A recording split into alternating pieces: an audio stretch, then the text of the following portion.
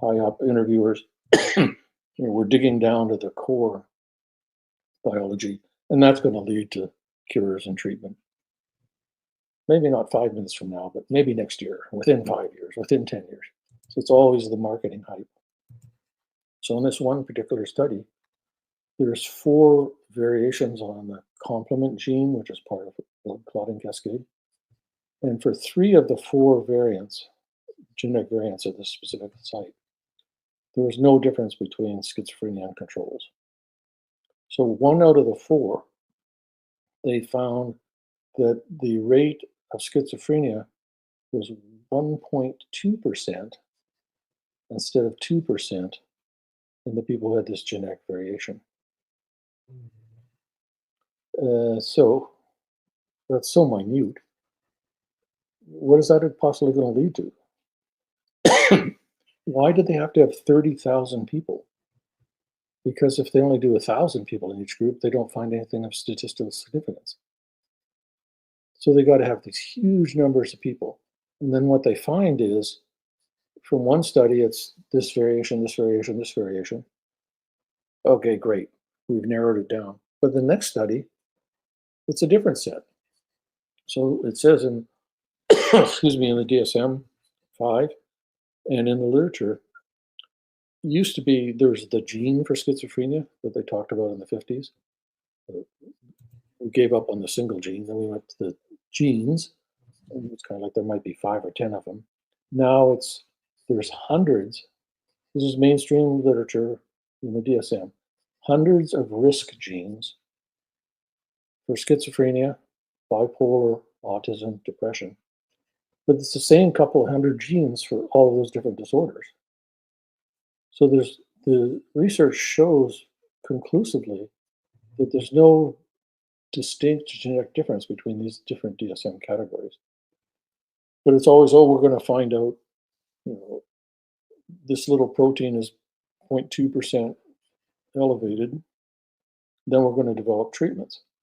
Okay, let's just say there's 100 genes that have been identified, or little bits of genes, it's tiny little regions of genes. Then we have to figure out, okay, what does this little section of DNA do? Does it upregulate proteins, downregulate proteins? What do those proteins do in the body in general? What do they do in the brain? Okay, so we get all that figured out. We check back in 100 years and see if we figured that out. Okay, now we've got 100 medications we've developed that are going to upregulate, downregulate, turn on, off these genes. Okay, so when a new medication, just a regular, basic psych medication comes on the market, well, the patent is still up. Drug companies generally charge like $800,000, sometimes even $1,500 a month for a new antidepressant. So this is higher tech, much higher development cost. There's 100 genes, and it says in any individual person, each gene, it's not a full gene, it's a little bit of a gene, causes maybe 1% of the clinical picture. So to get half of the clinical picture, you need 50 genes operating. But it's not going to be the same 50 genes in every person, because it's going to be different, random bits of these couple of hundred risk genes. Okay, so we're going to prescribe to people who are homeless, in jail, psychotic, angry, not cooperating, 50 different medications, $5,000 a month each. You think we might have some side effects? Who do you think is going to swallow that many pills? Who's going to monitor them? It's completely ridiculous. But this drives tens of billions of dollars of funding. So that's what I think of the state of psychiatry today. And then the other problem is that, and that's all tied into big pharma profit and so on, because the marketing model is genes, brain chemicals, medication. So we pay lip service to trauma, racial inequalities, economic, political, war, all these things that are driving a massive quantity of mental health problems. We pay lip service to it, but we don't actually study it or fund it. And then, but then if we get challenged, it's, oh yeah, yeah, yeah, yeah. So in one of your interviews, I was fascinated by your description of, for example, a traumatized child creating imaginary friends to extricate from the trauma situation, Right. and then that evolving into multiple personalities. Could you expand on that, please? Well, when you work, so multiple personality disorder, which was the name going back to the 19th century, and it's also what was called double consciousness. They have different names. Uh, the name was officially changed to dissociative identity disorder in 1994, but it's exactly the same thing. There's a whole story as to the rationale for that change, which I disagreed with. But it's nothing fantastic or from science fiction or outside the range of normal. So, do kids play games and then pretend that they're somebody else? Yeah. So, what's controversial about that? You can hypnotize somebody. Like if you go to a hypnosis stage performance, people will like be playing in the orchestra with no instruments in their hands. They'll go and do something. They'll say something, and then the hypnotist brings them out of the trance, and they don't remember. So that's post-hypnotic amnesia, completely validated in the hypnosis literature for a century. Of course, people can fake things and pretend, but this is a well-established thing in hypnosis literature. And you can see videos of one of the leading guys who's the head of the dissociative disorder section of DSM-4, DSM-5, David Spiegel, a big hypnosis expert, wrote a textbook with his dad, Herbert Spiegel. And so he knows a lot about hypnosis and a lot about dissociative disorders. And there's a video I've watched of him. They're doing a little profile on hypnosis and multiple personalities for, can't remember where, but somewhere in California, radio station, TV station. And there's a skeptical producer who's like, nah, I don't believe this. You can't hypnotize the person and make them act like they're somebody else. Like, okay, well, we'll hypnotize you then. Oh, this is stupid, but I'll go ahead. So the guy's a fantastic hypnotic subject. He goes into trance, and next thing you know, he's pretending to be some like character from 2,000 years ago and telling this whole story. And then they bring him out of hypnosis. He's like, "No way, that didn't happen. I wouldn't do that. That's impossible." And then they show him the video. So the idea is one good reason it's good to be hypnotizable, which is it's a bell-shaped curve. So about roughly 10% of the population really good at self-hypnosis. So if you can block out the pain of childbirth because you're highly hypnotizable, that seems like a good thing, right? So it's not a defect. Um, and obviously, over evolutionary millennia, that would be selected for because it would have survival advantage. So it's just a normal capacity of 10-ish% of the population to be able to imagine, create on their own or under suggestion a new identity and not remember what that identity has been doing, which is why the CIA spent like tens and tens and tens of millions of dollars on these programs. So it's not fantastic. It's not outside normal. Some people are really good at it and some aren't. And so how long does it take to create a theory of kids trapped in a family? They can't escape. They can't tell anybody. There's all this abuse going on. So just imagine that it's happening to somebody else. Seems like a good survival strategy to me. So people who've been through MK Ultra, particularly if they were introduced when they were kids and they were sexually traumatized, in later life, are they going to exhibit MPD, schizophrenia symptoms? Yes, no, maybe. So if they've so the Manchurian Candidate is based on the movie The Manchurian Candidate, which is a fictional story of There's a group of GIs during the Korean War. They're captured, and the communist Chinese psychiatrist comes and turns one of them into the hypnotized super spy. The funny thing is, in the I can't remember if it's Bluebird. I think it's Bluebird. It's other Bluebird article documents. There's a memo from one CIA officer to another saying that he's been hearing reports that a group of GIs going through a zone in Manchuria were captured by the communist Chinese and possibly subjected to mind control experimentation. So that's the plot of the Manchurian Candidate book and movie are in CIA discussions back in the early 50s. That's why it's the Manchurian Candidate. It's not randomly chosen. So that's another winding turn down another twisting lane in the story.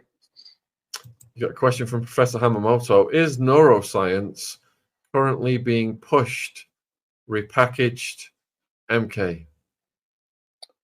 Yes and no. So there's going to be just regular basic neuroscience people who are doing research, and obviously we need to know more about the neuroscience of how the brain operates in general for understanding Parkinson's disease, psychiatric disorders. So it's not going to be all MK Ultra. The question is just how much of these fields have been co-opted for intelligence purposes, to which I don't know the answer. Question from Nikki. Is mainstream media a tool for MK Ultra? So it's a not disputed documented fact that 60s, 70s, there was at least several hundred CIA assets officers implanted in mainstream media. So that, Wow. yes. All right. So, from Susie, do the ones who torture people for MK Ultra belong to a government organization? If you had ordinary parents, like a plumber, are the chances they were just abusive and not MK Ultra? Well, so it's a combination of all the above. So there's non-abusive families, right? Whether it's a plumber or a doctor or whatever. Then there's families where there's abuse going on inside the family, and maybe the aunts or the uncles or the cousins or the dirty old man down the street. So there's lots of abuse going on. No connection to military or intelligence programs at all. Then there's going to be a subgroup where they were, with or without the knowledge of the parents, recruited into one of these programs. So you can't be going, it's all this or it's all that. It's always going to be a subgroup.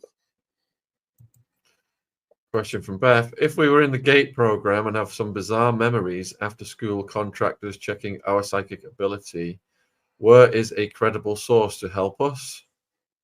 Well, that's the big question that doesn't have a good answer. So I would go to, so you can't get any benefit from going to somebody who says, you're delusional, here, take this medication. Right? So, and medications aren't, for people who have clear, organized thought processes and are not, quotes, like way off the deep end, just for long-standing delusions that where the thinking processes are all rational, it's just that you, the therapist, don't agree with the basic premise, which is this is what happened or this is what's going on. But once you start with the basic premise, like the CIA is monitoring me, then everything follows logically from that. So this happened, this happened, this happened. It's you're not going, you the therapist are not going, wait a minute. You said the Martians were involved in what? Selling ice cream at the corner store, and the ice cream what? It's not that kind of mixed up psychotic thought process at all. So a lot of people who describe these things, some people are way jumbled up, obvious severe mental illness, but a lot of people are just regular people. Thought processes are logical. They're telling their story, and the story seems very credible. So you want to go to a mental health professional who specializes in trauma for sure, and is aware of dissociation. So there's a www.isst-d.org, which is the International Society for the Study of Trauma and Dissociation, of which I'm a past president. And you can go on their website, isst-d.org, and there's a place you click for Find a Therapist. And then you can search for therapists in your area who are aware of trauma and dissociation. So they're going to be open to the possibility that this actually happened. That's who I would seek. Basil wants to know whether lone wolf assassins are churned out as needed, e.g. Saran Saran. Well, I'm not quite sure I understand the question. So, I mean, you can't just develop somebody in like 5 minutes, right? There's a program and a training and monitoring and reinforcing.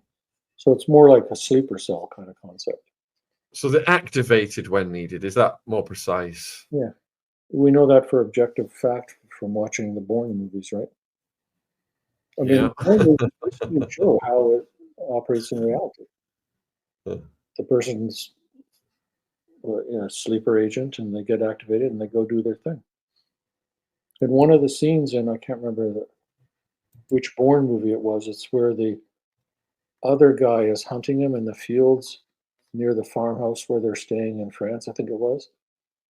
And so, of course, Bourne outmaneuvers him and shoots him. But before the guy dies, they're talking about the headaches they've experienced, the program they were in. Next question. Dr. Colin, what are the common practices they would use on you or us if this were happening to us? How would we know if we were in a MK program? Well, this ties into the two levels of, there's probably 300 levels, but two levels of programming.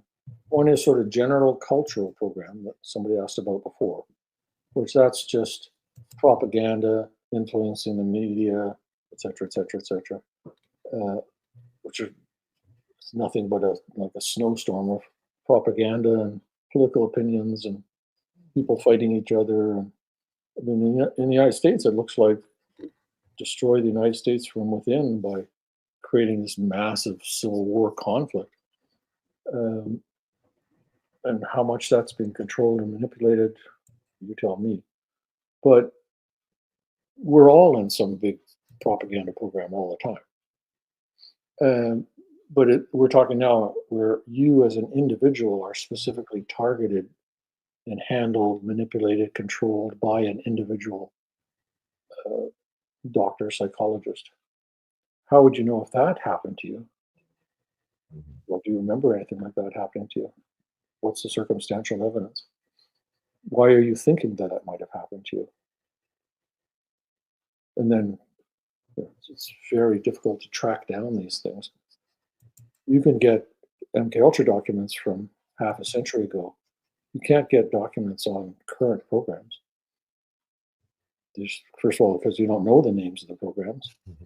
And so I did lots of Freedom of Information Act requests.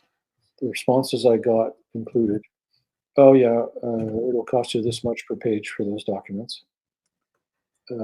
We searched our files and we found no documents responsive to your request. We found documents responsive to your request, but they're still classified. We can't release them. Or we can't respond at all. Those are the responses that I've got. So it's yes, no, we do have them, we don't have them. We can't say whether we have them or not. So it's a very cat and mouse game. It's Kafka-esque.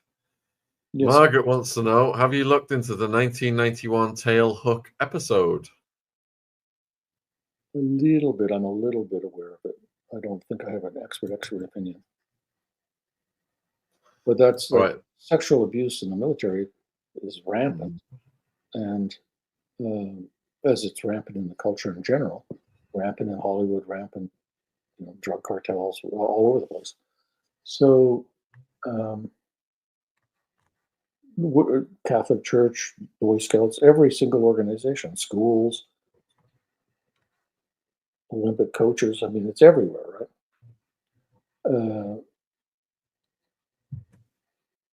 So the question now is, did MK on children only happen in America, or is there evidence of it happening in the UK? I don't have any such evidence, but it's unbelievable that it didn't.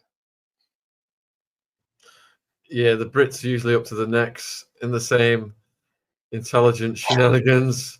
Right. Well, as the MI6 taught the CIA how to do things, right? So I'm Brits are sure we got a little smarter than the Americans. I'm sure we got our share of the Nazi researchers and doctors and rocket scientists. So, Tashel, why do these black ops use films to share their secrets? What's the point? We have quoted a lot of films today. Yeah, so that's an excellent question that I wonder about.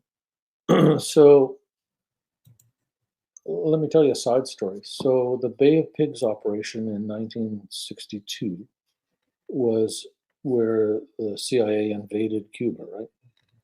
As part of their, we're going to get rid of Castro. But the American military intelligence apparatus is like so powerless and so incompetent that it couldn't actually get rid of Castro. That's not a believable story to start with. But anyway, Bay of Pigs invasion happened, and there was two boats that were involved in the invasion. There were former Navy vessels that were commandeered by the CIA, and those boats were named Barbara and Houston. So everybody's going, okay, what's this got to do with anything? Because you might not know all these background facts. The Bush sounds like the Bush family to me. Well, what was the name of the operation? Operation Zapata. What was the name of George Bush's oil company based in Houston? Zapata Oil.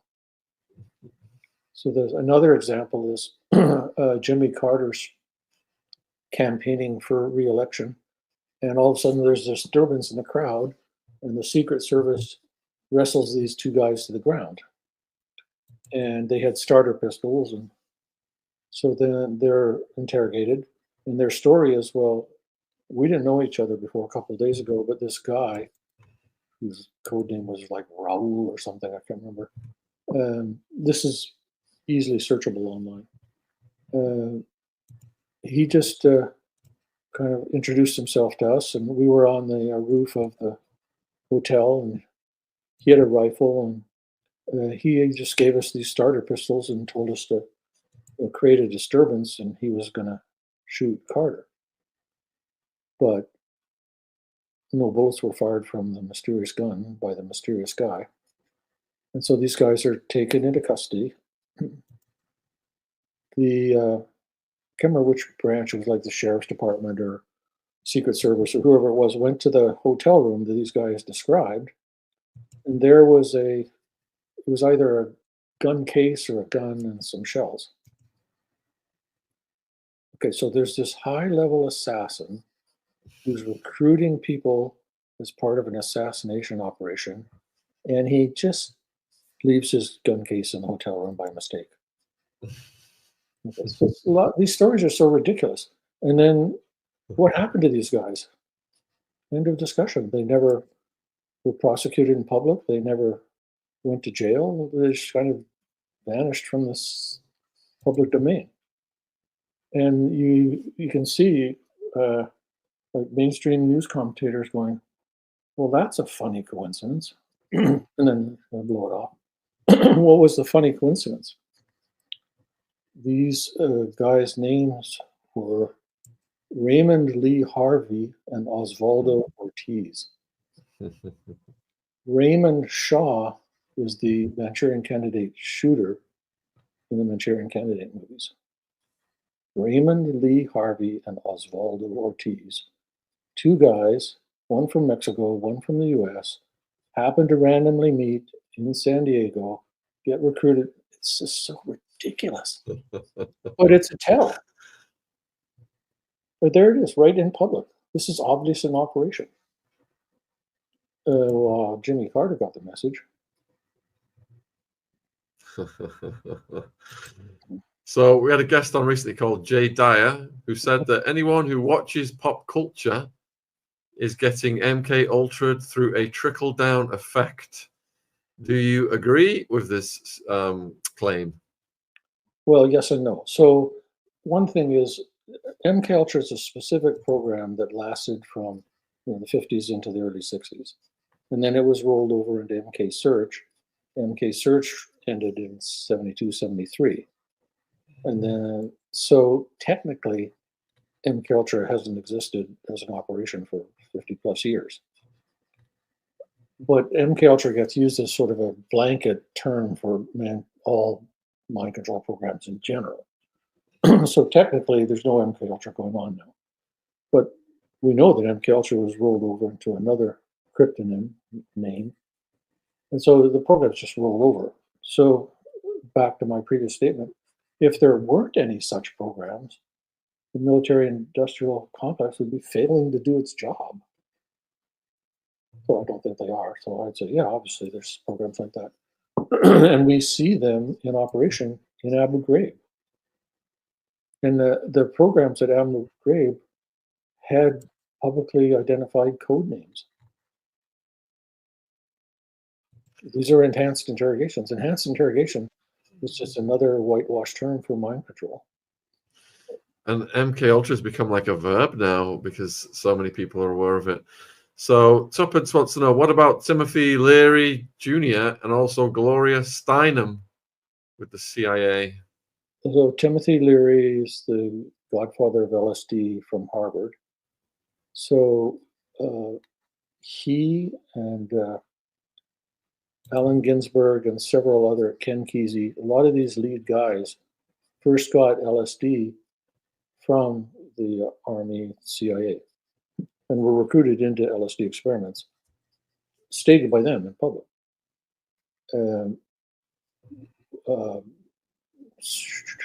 67 or 8, somewhere in there, in San Francisco, one of the MK Ultra contractors had a safe house in Haight-Ashbury and was studying and recruiting stoned hippies off the street. So Alfred Kinsey, I'm not sure about him. Okay, next question then from Marlowe. Whole families were put in this program, my parents, siblings, and myself. I'm the last survivor. Is there any possible way to get a public apology and restore my family's name?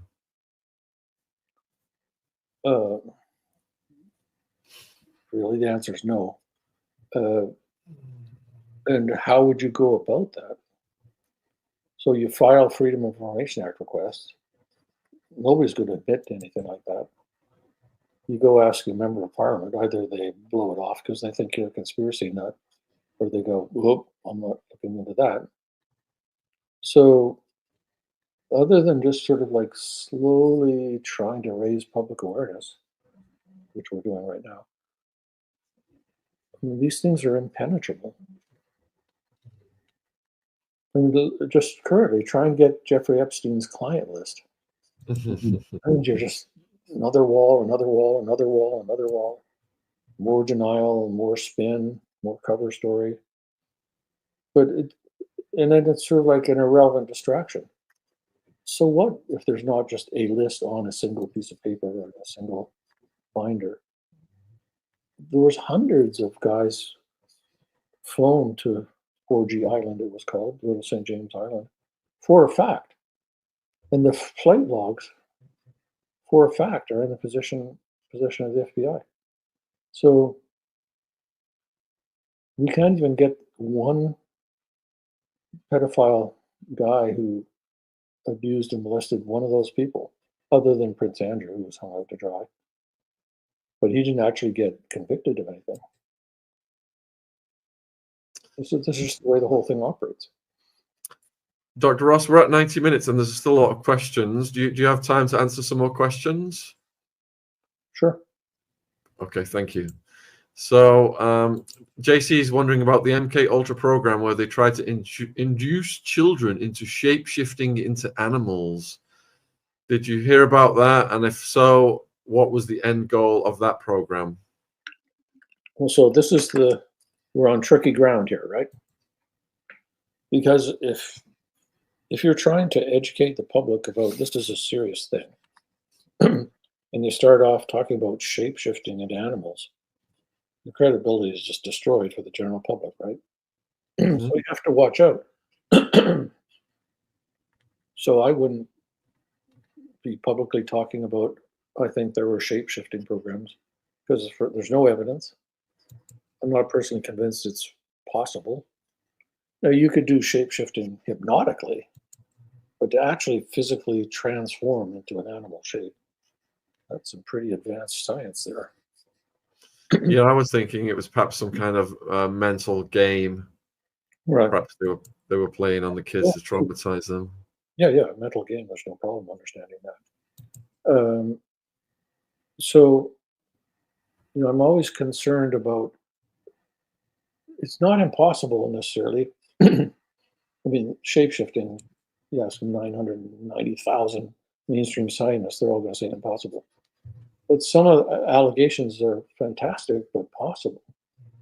But if you push the fantastic too hard, you lose the credibility of the documented. So, Johnny B, if they were able to use communism as an excuse back then, what excuse are they using today for the contemporary mind control programs? Terrorism. Who's the big enemy now? Also, Iran, China, Russia. But sort of like the PR value of those horrible enemies is dwindled a bit. Terrorism is where it's at now.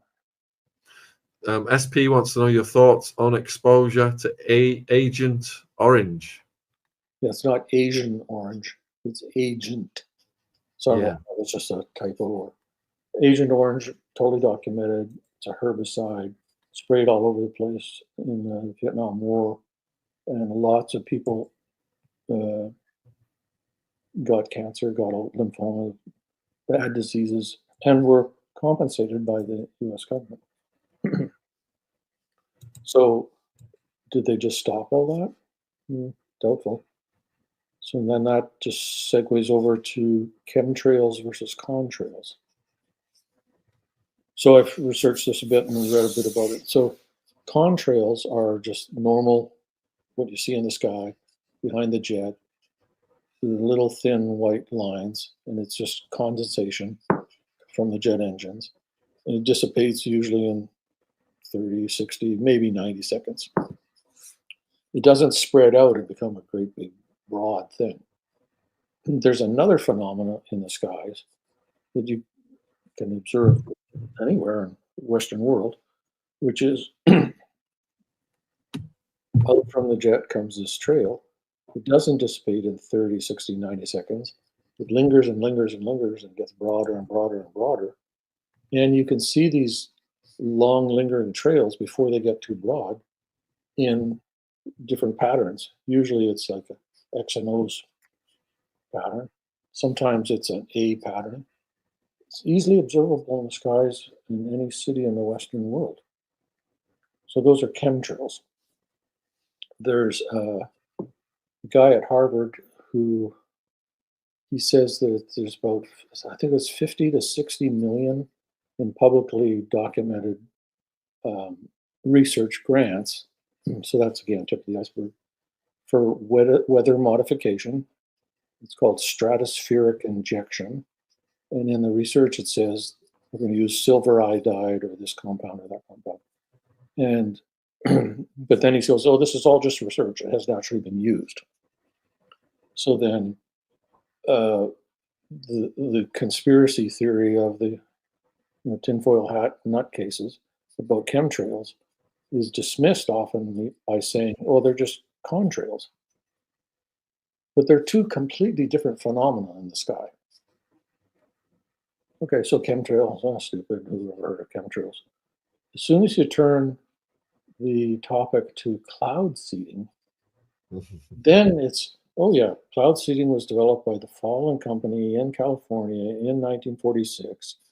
We, this public company, do cloud seeding. We use silver iodide.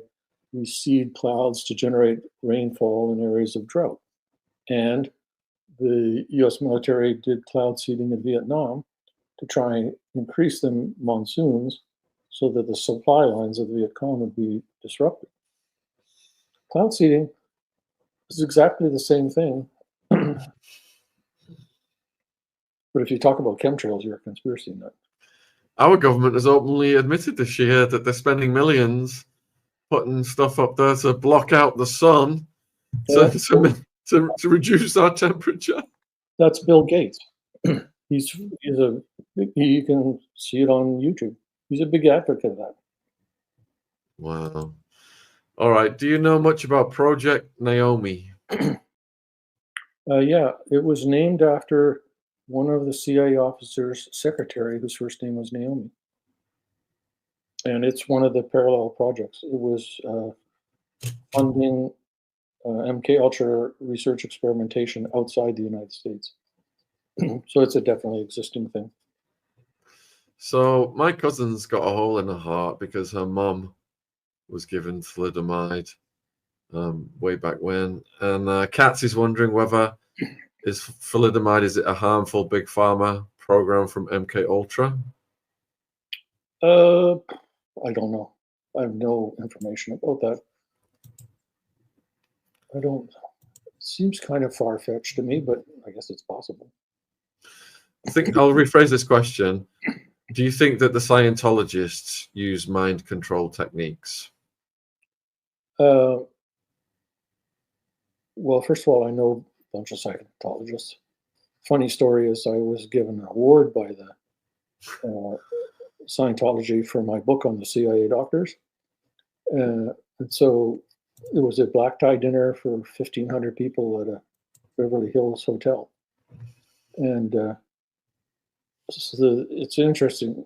So when you talk to Scientology people, just casually, like they're very nice. I count a few as friends. So that's separate from the doctrine and the operation of the organization. So that's amusing that a psychiatrist is getting an award from Scientology, which wants to destroy and eliminate psychiatry, right? L. Ron Hubbard is the developer of Scientology, who was a science fiction writer before he developed Scientology. And there was a personal war between him and Jolly West, who's an MK Ultra top secret contractor, going on for many years. And Jolly West was one of the high up people in the Cult Awareness Network. And I did a talk at the Cult Awareness Network meeting. I forget exactly when, but in the 90s. And so I finished my talk and I'm about to walk out and get a taxi to the airport. The organizers come, no, you'll get your bags. It's okay, I can get a taxi to the airport. No. They walk me like through the kitchen, like downstairs, through the kitchen, out the back door, into the waiting taxi where my bags are, take me to the airport and walk me up to security. Because for many years previously, Scientology had attacked the conference and knocked over display booths and et cetera, et cetera, et cetera. And so then some years after that, Scientology filed a bunch of lawsuits against the Cult Awareness Network and acquired ownership of the entity as a result of the lawsuit. You're getting asked about whether there is a correlation between school shooters and psychiatric prescriptions. That's one of the things that RFK, Robert Kennedy Jr., is looking into, and it states in public. And of course, it's just blown off. But high percentage of those shooters have been on, especially SSRI antidepressants. There's a thing called a black box warning, which is on the package insert for SSRI antidepressants. And there's literally a black line. And inside the black box, it says, warning, these medications can cause a whole list of side effects, but increased suicidal ideation, homicidal ideation, agitation, and violent behavior. That's the official position of the American government, which mandates that the drug companies have to say that on their packaging and information. So this is not a crazy, maybe it's really the Martians doing it. Mhm. This is a known side effect. And then the defense is going to be, well, people are on antidepressants because they're mentally ill, and that's why they did the shooting. It's a perfectly realistic possibility that because people get on these antidepressants and just like commit suicide out of the blue, set themselves on fire. This is documented without prior suicidal ideation, which is acknowledged in the psychiatry literature and by the in Canada it's the Health Protectorate branch, by the official organ of the U.S. government. So we shouldn't look into that. We shouldn't study that. We shouldn't talk about that.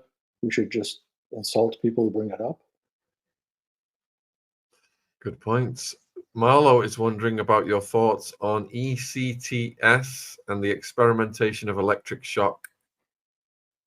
I'm not sure what the S is there. So ECT is electroconvulsive therapy, which is electroshock therapy. And it was used by an MK Ultra contractor, Ewan Cameron, in McGill University. So for sure, they have used ECT to erase people's memories. And one of the people that's a chapter in my book, I interviewed her back in the 90s, and her story is all totally documented. And I have her actual medical records from the institute at McGill with Ewan Cameron's signature at various places in the documents. So she was, I'm trying to remember the year now, it's either late 50s, early 60s. She was somewhat depressed, not incredibly depressed. Her family physician referred her in to McGill University, to Ewan Cameron. She was brought in. She got 103 electric shock treatments from like May to September. But in each of those treatments, the button was pushed 6 times, and usually it's only pushed once. So she got over 600 times one ECT treatment, and the American Psychiatric Association guidelines are 4 to 8 maximum. So, she got almost 100 times the normal dose. And she was unable to remember anything from entering the hospital to getting, from leaving the hospital all the way back to birth, all completely erased. She had to relearn how to do everything, like boil potatoes, fry an egg. She couldn't remember anything, so she had to have a map on the kitchen wall of where her kids were, so she knew where they were. When the family came to visit, she didn't recognize her husband while she was in the hospital, and at one point she couldn't state where she was, who she was, her name, or the date. And gradually over time, she fully recovered and was like a put together, intelligent, pleasant, functioning woman. So why was the CIA funding that? Obviously, they want to know how to erase memories. You got a few people asking whether there was an anorexia program. Not that I know of. Haven't heard about that. So every time I say not that I know of, that doesn't mean it doesn't exist. I just don't know about it. Katz wants to know, how do you feel about the ethics of euthanasia, dignitas, and the like, transhumanism instead? Not in the next 100 million years, if I was reincarnated as a doctor, would I ever do euthanasia on anybody, personally. So that's my personal position on it, which is I would never approve the abortion of a child of mine. Does that mean I'm totally against abortion? No, not necessarily. It's complicated, et cetera, et cetera. So I think that euthanasia for people with advanced ALS, advanced cancer, tons of pain in the last weeks or months of their life, I don't see what's wrong with that. I wouldn't do it myself. Because psychiatrists are supposedly trying to prevent suicide all the time, right? Now we're going to prescribe it. And you You give psychiatrists a tool, and they just misuse it, guaranteed. So I'm reading about a case in the Netherlands where somebody was given euthanasia in her early 20s, and she wasn't psychotic, she wasn't bipolar. Wow, that's insane. Yeah. A few people are asking for your thoughts on Disney and people like Britney Spears and Justin Bieber and their peculiar behaviors. With Justin Bieber, I haven't researched carefully. He has definitely got peculiar behaviors. Britney Spears, you just go on YouTube and you search Britney Spears alter ego, alter personality.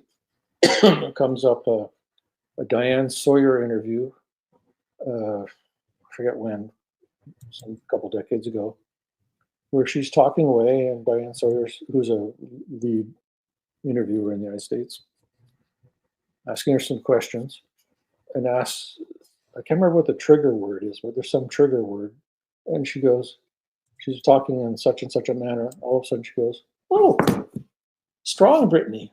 Oh, completely changes her manner, and then switches back. And Diane Sawyer just goes. There's also video online of the paparazzi saying, when she comes out with a pink wig on, then we know we're in for a show. And then there's a video of her leaning out the car window with the pink wig on, talking in a British accent. And they ask her about her current boyfriend, and she has no idea who he is. Wow. And Kevin Federline, somewhere, I haven't tracked it down, said in public that he thinks she has multiple personalities. So I think she's, I can't make a diagnosis without interviewing a person, but those are the public facts. All right, we're approaching the hour, folks, so please get your final questions in. We've got well over 1,000 people watching live, and if you want to support our guests, links, the website and the YouTube channel links are in the live chat presently, and they're in the description box if you're watching this on replay. So Oliver's mum, have you read Chaos, particularly the part about Jolly West and Jack Ruby? And if so, what are your thoughts? I haven't read that, but so Jack Ruby is the guy who, on film, who shot Lee Harvey Oswald at the Dallas jail. Jack Ruby was interviewed by Jolly West. So why, this is happening in Dallas, Jolly West is in Los Angeles. Why did they bring Jolly West in to interview the man who shot Lee Harvey Oswald? Why don't they just get a local psychiatrist? Well, obviously, it's an intelligence interview. And then Jack Ruby ends up dying of cancer in prison. Okay, so with Oklahoma City bombing, who did they bring in to interview the Oklahoma City bomber? Jolly West. What did the Oklahoma City bomber say? He said that when he was captured, he was taken to Air Force Base in Oklahoma and had a computer chip removed from his buttock. Oof. That's public information. Wow. Have you looked at any of the people that the Manson family interacted with in law enforcement or psychiatry? Yeah, there's a very good book about that. But now I can't remember the name of the book. Chaos O'Neill. We've had him on. Oh, Chaos. Yeah, who's the author again? O'Neill. Yeah. Okay, so yeah, that's the book. I have read that book. So there's all kinds of circumstantial evidence linking Manson to all kinds of people. All right. Next question is from Anna. What can be done to help the children traumatized in these mind control programs and to protect them? So in theory, that's going to be Child Protective Services, because they're the ones who come in and apprehend kids if they're being abused and put them in foster care, get them treatment. And then it's going to be, all this is in theory. The foster system itself is like a nightmare system with tons of abuse going on in it, and probably used to recruit kids for bad purposes. So they just need good psychotherapy, social support, safe home. but try and get that installed. Werner Hart S program I've heard about. I haven't really investigated or researched it. What about the John Lennon killer and Catcher in the Rye? Yeah, that's a very interesting story. And he, it's all circumstantial evidence, but he'd be a candidate for being a Manchurian candidate in my mind. You touched on Epstein earlier. Nikki's wondering, what about the Epstein files that now don't exist? Is that a direct form of mind control to control the public's perception of how the elites work? It's some kind. So we know for a fact that Ghislaine Maxwell's father was a Mossad guy, career-wise. That's not a disputed fact. We know that Epstein was connected to all kinds of people. We know that he, out of nowhere, acquired a net worth of hundreds of millions of dollars. So that's some sort of investigatable bribery pay scheme of some kind. We know that hundreds of, like, he didn't just get the guy who's sweeping the street and put him on his private jet and take him to Little St. James Island, right? It's all kinds of politicians, high-ranking business people, entertainment people. That was a huge organized operation. The idea that the organized intelligence community wasn't monitoring that, wasn't participating in it, had nothing to do with it, didn't know, looked the other way. It just sounds like a J. Edgar Hoover bribery, gathering dirt, control, influence program. Absolutely. Right. You've answered nearly all of the questions, Dr. Ross. Is there anything you'd like to say in conclusion to the viewers? This has been absolutely fascinating. I'm going to have to watch this again just to absorb, all this knowledge you've imparted. Well, number one is just thanks for listening and taking the topic seriously and not blowing it off as a bunch of conspiracies. Of course, the funny thing about conspiracy theories is the CIA was created to conspire to do things in secret. That's their job. It's all conspiracy. Well, thank you for ending it on that note. And I'm going to let you get on with your day. You've been very generous with your time. We salute your work, and we'd love to get you on at some point again in the future. And you take care, my friend. Thank you. Hey, thanks. Cheers. Nice one. What a phenomenal guest, folks. So let's get Dr. Ross has got a YouTube channel at CARossINST, and he's got his website, which has got links to other stuff. He's got the books that he mentioned. So please support his work. I've just put them in the live chat again. If you're watching this on replay, they are in the description box. We've also got some other recent interviews that tie into this that may interest you. MK Ultra Tunnel survivor Anna Lee, and we had Kathy O'Brien on last week, and hopefully she's coming on in 2 weeks' time again with Roseanne. We will see. So if you want to watch some more follow-up content to what Dr. Ross said, please check those interviews out as well.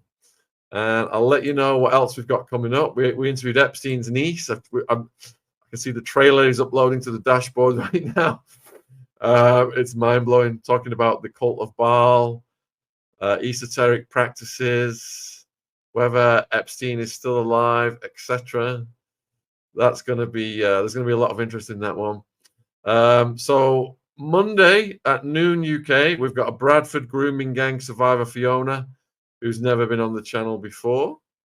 The following day, we've got Wyatt, a survivor of satanic defilement rituals, coming on at 8 at night.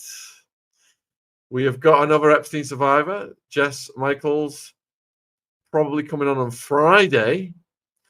We've got Kevin Annette back on Saturday talking about the disappearance of the Canadian native kids when the Queen Elizabeth was visiting.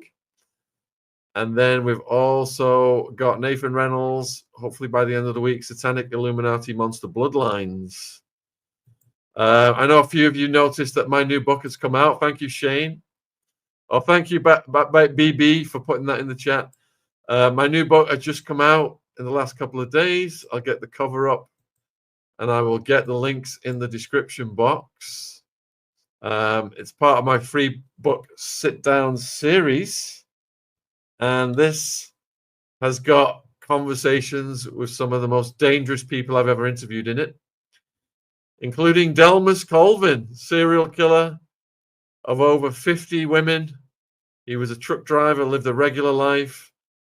When he pulled over at the truck stops, if a sex worker knocked on his truck, he would give them one chance. And if they persisted, he would tell them to get in the vehicle, snap their necks, and throw them in the back. He did that over 50 times. And he was pulled over by the cops with two corpses on two separate occasions with corpses in the back. And he was such a smooth talker, the corpses let him go.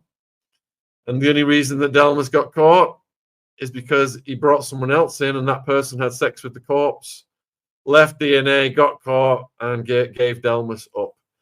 I mean, that's just one of the mind-blowing stories that's in this book. So I'll put the links in the description box for the book as well. Shane has been in the chat all night. Huge shout out to Shane. He's been organizing these interviews. He organized this interview tonight, and he did drop a hint that he's got many more coming up imminently this week. So we will look forward to them. So I'm going to go and spend some time with Baby Ziggy and Jen. I think some of you heard Baby Ziggy ran into the room at one point and started giggling, but I did manage to mute my mic. But huge thank you for tuning in. Huge thank you for all of your questions. And hope to see you. I think my next one is Monday, noon UK, with the Bradford Grooming Gang Survivor. So wherever you are in the